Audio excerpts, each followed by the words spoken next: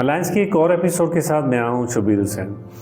Education emergency کے اوپر ہماری کیمپین چل رہی ہے جس کا مقصد لوگوں کو اویئر کرنا کہ ایجوکیشن ہمارے بچوں اور فیوچر کے لیے کیوں ضروری ہے۔ اس موضوع پہ گفتگو کرنے کے لیے آج بہت ہی ایکسپیرینس اور ویل تجربہ کار ایجوکیشنسٹ ہمارے ساتھ موجود ہیں۔ IMCB سے آپ کا تعلق ہے، ڈاکٹر آصف ایوب صاحب، آپ کا تعلیم و تدریس سے بہت گہرا رشتہ ہے۔ السلام علیکم سر۔ وعلیکم۔ ڈاکٹر صاحب، آپ کو اندازہ ہی ہے، آپ کو پتہ بھی ہوگا، جیسا کہ گورنمنٹ نے ایجوکیشن ایمرجنسی ڈکلیئر کی ہوئی۔ یونیسیف کی رپورٹ ہے 2 ملین یا اس سے زیادہ جو بچے ہیں آؤٹ آف سکولز ہیں۔ پہلے تو یہ بتائیں کہ یہ جو فینومنا ہے، جو بچے ہمارے آؤٹ آف سکولز ہیں، اس کی بنیادی وجوہات کیا ہیں؟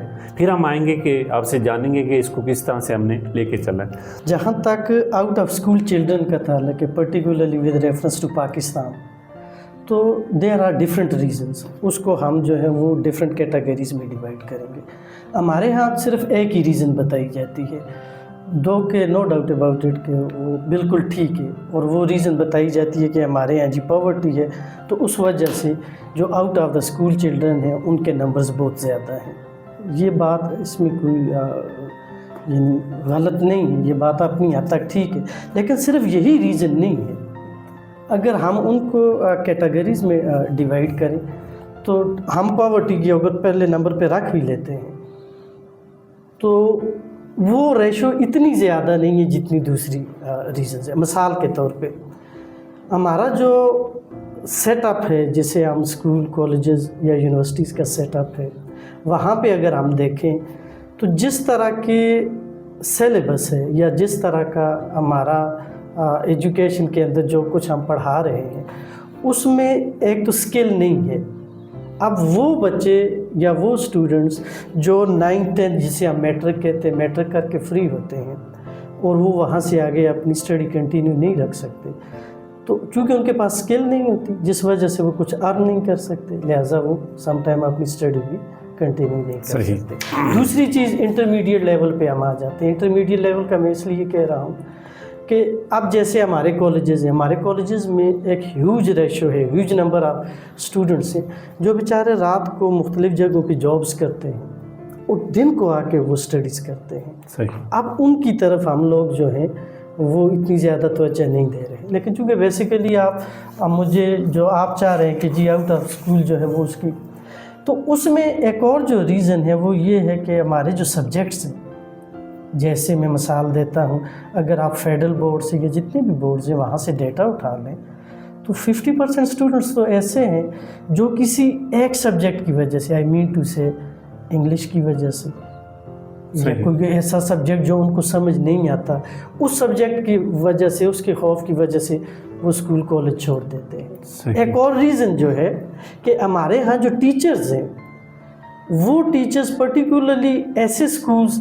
جو کہ اپنے آپ کو پرائیویٹ سکولز کہتے ہیں، وہ اتنے زیادہ ایکسپیرینس نہیں ہیں، اتنے زیادہ سیزن نہیں ہیں۔ صحیح۔ ہونا تو یہ چاہیے جیسے آسٹریلیا میں ہے کہ جی وہاں پہ پرائمری لیول پہ جو ٹیچر رکھا جاتا ہے، اس کے لیے جو پرائمری کی ایجوکیشن ہے اس کے اندر اسپیشلائز ہونا بڑا ضروری ہوتا ہے۔ ہمارے یہاں ایشو یہ ہے، ایسے ٹیچرز رکھ لیے جاتے ہیں جنہیں کوئی اور کام اگر سپوز نہیں آتا تو وہ ٹیچنگ میں آ جاتے ہیں۔ صحیح۔ تو وہ ٹیچر کا جو بیہیویئر ہے وہ بھی بہت زیادہ میٹر کر رہا ہوتا ہے۔ سم ٹائم اسٹوڈنٹس اس سے ڈسکریج ہو کے چھوڑ دیتے ہیں۔ اب اگر میں ان کو کیٹیگری میں ڈیوائڈ کروں، پاورٹی ہے، ہماری جو لینگویج ہے، اب بہت سارے اسٹوڈنٹس ایسے ہیں جنہیں ایون کہ اردو بھی نہیں آتی، لیکن جب وہ اسکولز میں آتے ہیں تو ان کو کہتے ہیں نہیں جی آپ نے اردو بھی سیکھنی ہے، آپ نے انگلش بھی سیکھنی ہے۔ جب وہ بورڈ کے ایگزام میں آتے ہیں، جیسے پہلے 5 کلاس کا بورڈ ہوتا تھا، 8 کلاس کا بورڈ ہوتا تھا، تو وہ وہاں سے ہی ڈسکریج ہو کے کیا کرتے ہیں، چھوڑ دیتے ہیں۔ لیکن اس میں ایک چیز سے جو میری اپنی پرسنل ایک اسٹڈی ہے، particularly with in the area of Islamabad, کہ ایک نیا ٹرینڈ ہو گیا ہے جی کہ چونکہ یہ پور لوگ ہیں، ان کے بچوں کو آپ اسکول لے کے آئیں، ان کو کھانا بھی دیں، دس اینڈ دیٹ، پہلے اس کے اوپر اسٹڈی کر لیں۔ میں یعنی وہ فیکٹس یہاں پہ نہیں بتا سکتا کہ کہیں ایسا تو نہیں ہے کہ جی چند ایک لوگوں کو آپ نے 15 20 یا 25 لوگوں کو اٹھا کے ان کے بچوں کو اسکول میں لے آئے، وہاں ان کو کھانا بھی دے رہے ہیں، سب کچھ دے رہے ہیں، صرف دکھانے کے لیے۔ صحیح۔ اور اس کے بعد جب میڈیا پہ ان کو شو کر دیا، نہ وہ بچے ہیں، نہ وہ اسکول ہے، نہ وہ ایجوکیشن ہے۔ آپ مجھے اس کی ایک آسان سی اگزامپل میں دے دیتا ہوں۔ اس طرح کے بچے، ان میں فائنلائز کون ہوا؟ کوئی ایک کیس آپ سامنے لے کے آ جائیں تو ہم کہیں گے جی یہ ایفرٹ ٹھیک ہے۔ ہونا یہ چاہیے وہ ادارے جو پیسے دے رہے ہیں یا وہ ادارے جو بھی آؤٹ پٹ وہاں دینا چاہ رہے ہیں، انہیں کولیبریٹ کرنا چاہیے منسٹری کے ساتھ، ایف ڈی ای کے ساتھ، پھر ایف ڈی ای میں بھی یا وہاں سے آگے بھی جو ٹیچرز ہیں انہیں آن بورڈ لیں، صحیح، کہ تاکہ لوگوں کو پتہ تو ہو کہ یہ چیزیں ان ریالٹی اس طرح ہو رہی ہیں، یہ نہیں ہے کہ ایک دو مہینہ ہوا اور لوگ سارے۔ ڈاکٹر صاحب آپ نے بہت ویلڈ ایک پوائنٹ اٹھایا کہ بہت سارے بچے جو ہیں وہ اسکول میں کچھ سبجیکٹس کے خوف سے بھی اسکول کو کوئٹ کرتے ہیں۔ اس مسئلے کے اوپر بھی ہم بات کریں گے۔ جو بنیادی اس وقت ہمیں چیلنجز درپیش ہیں وہ ہمارا ایک نصاب کا بھی ہے اور ٹیچنگ میتھڈز کا بھی ہے۔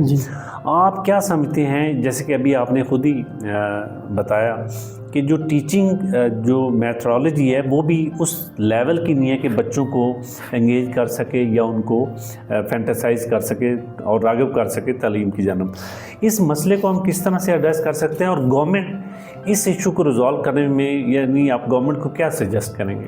دیکھیں، اب آپ نے تین یہاں پہ کویشچنز، ایک تو آپ جس طرح آپ نے کہا ہے کہ اسٹوڈنٹ جی سیلیبس ٹیچنگ میتھڈالوجی کی وجہ سے گورنمنٹ اس میں کیا کر سکتی ہے۔ دیکھیں، سیلیبس کے اندر میں یہ کہوں گا کہ ہمارا سیلیبس جو ہے وہ اکارڈنگ ٹو دا ریکوائرمنٹس اور according to the capacity of students ہونا چاہیے۔ میں آپ کو اگزامپل دیتا ہوں۔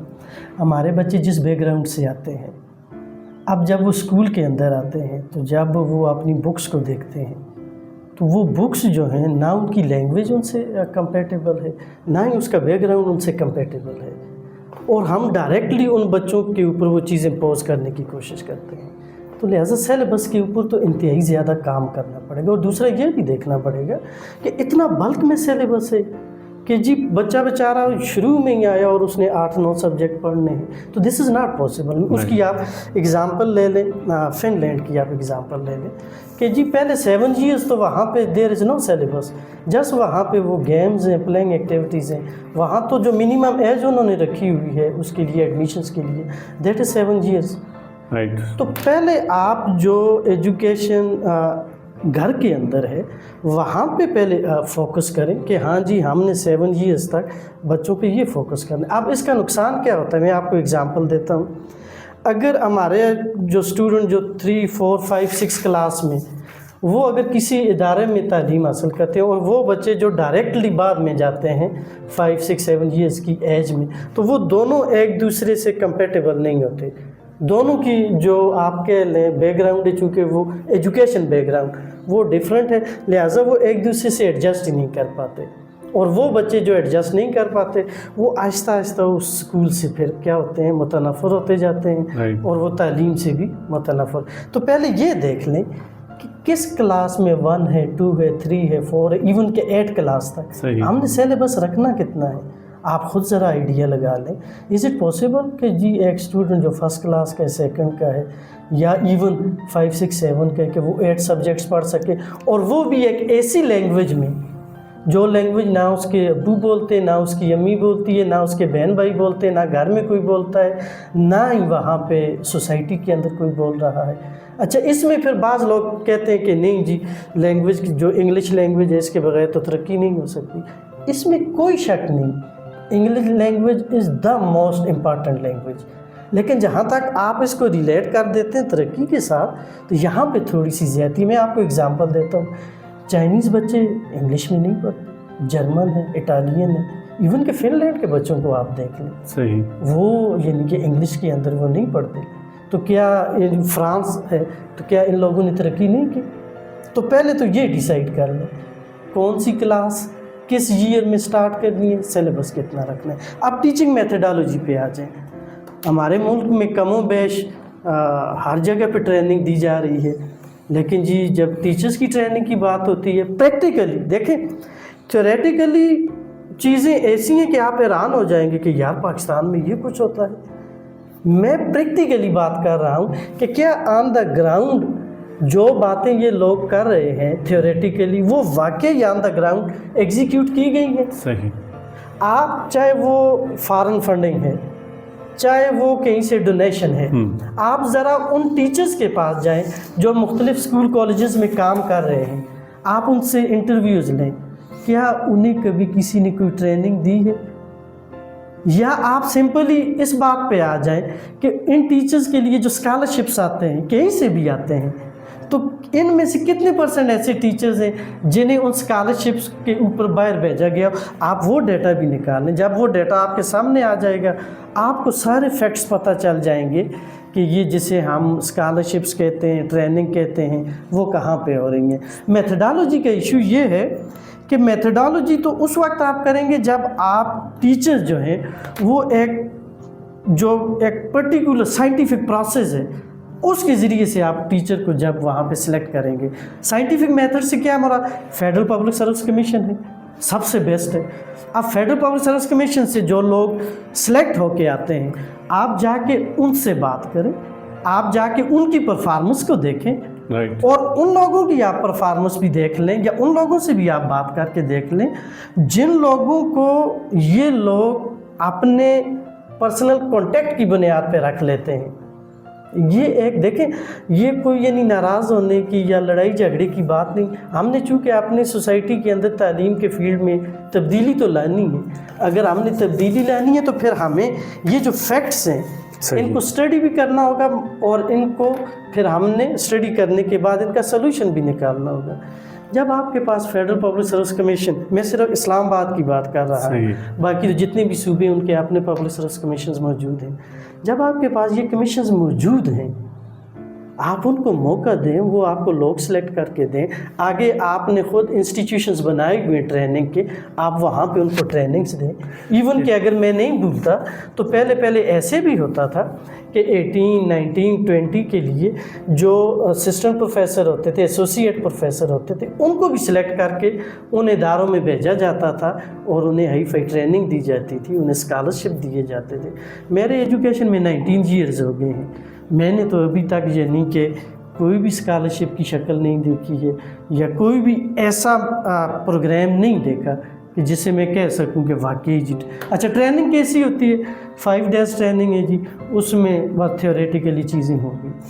پریکٹیکلی اب ایجوکیشن سائیکالوجی کیا ہے, آج کے اسٹوڈنٹس کو ہم نے کیسے ڈیل کرنا ہے. آج کا اسٹوڈنٹ ٹوٹلی ڈفرینٹ ہے, آج کی جو کنڈیشنز ہیں اس کو سے ہم نے کیسے میٹ آؤٹ کرنا ہے, ان چیزوں کے بارے میں کہیں پہ کوئی پروگرام نہیں ہوگا.